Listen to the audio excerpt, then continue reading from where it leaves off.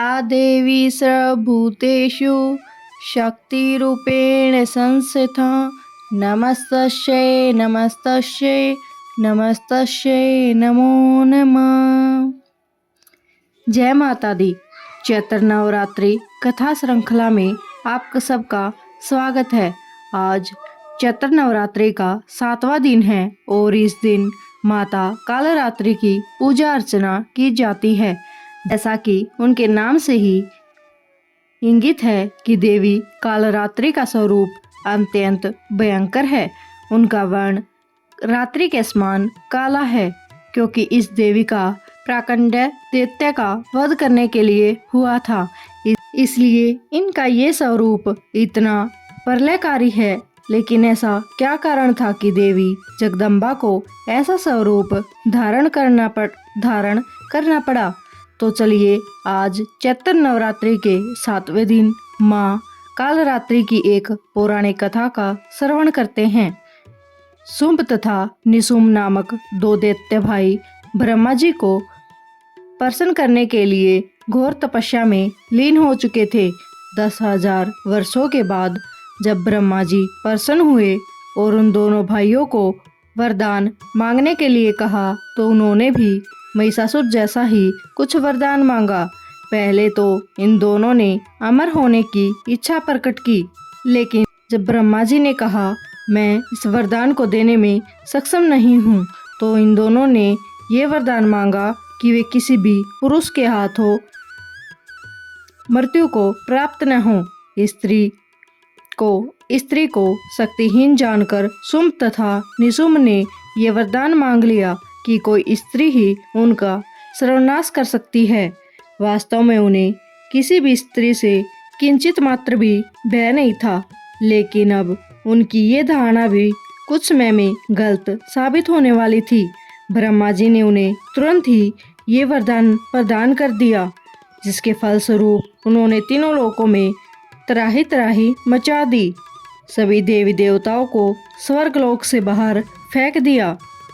दोनों भाइयों के आतंक से परेशान होकर सभी देवी देवता पार्वती माता की शरण में गए और उन्हें सारी व्यथा कह सुनाई। देवताओं ने माता पार्वती से प्रार्थना की वे उनकी समस्या का समाधान करे। तब देवी पार्वती ने ब्रह्मांड की सुरक्षा के लिए जो भयंकर रूप धारण किया, उसी रूप का नाम देवी कालरात्रि पड़ा। देवी काली के 3 नेत्र थे, जिसमें क्रोध रूपी अग्नि निकलती रहती थी।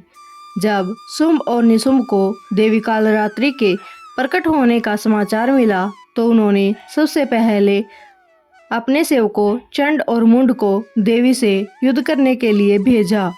इन दोनों असुरों का देवी कालरात्रि के साथ बड़ा ही भयंकर युद्ध हुआ और अंत में वे दोनों ही देवी के हाथों मारे गए। और तभी से देवी का एक अन्य नाम चामुंडा भी प्रसिद्ध हो गया। शुंभ तथा निशुंभ का एक अन्य सेवक था, जिसका नाम था रक्तबीज। ये कोई साधारण असुर नहीं था। इसे स्वयं भगवान शिव ने वरदान दिया था कि जब भी इसके शरीर से एक भी रक्त की बूंद गिरेगी, तो अनेकों रक्त बीज पैदा हो जाएंगे। देवी काली ने रक्त बीज का सामना करना था। दोनों युद्ध भूमि में आमने सामने आ गए थे। जैसे ही देवी कालरात्रि ने रक्त बीज पर प्रहार किया, तो उसके शरीर से रक्त की धाराएं बह निकली। जैसे ही वह रक्त भूमि पर गिरा, तो उसमें से न जाने कितने ही रक्त बीज उत्पन्न हो गए।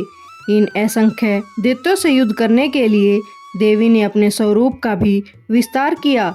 लेकिन जैसे ही कोई भी राक्षस युद्ध भूमि में ढेर होता, तो उसके शरीर में से असंख्य और राक्षस उत्पन्न हो जाते। अब देवताओं को लगने लगा था कि रक्त बीज को समाप्त करना असंभव है। लेकिन तभी देवी काली ने एक बड़ी ही विचित्र लीला की। उन्होंने अपनी जीवा को करोड़ों योजन लंबे क्षेत्रफल में विस्तारित कर दिया और जैसे ही वह एक रक्त बीज का वध करती, तो उसका सारा रक्त भूमि पर गिरने से पहले ही पी जाती। इस प्रकार वह युद्ध भूमि में उत्पन्न हुए सभी राक्षसों का वध करती गई और उनके रक्त को भूमि पर गिरने से पहले ही उसका पान करती रही।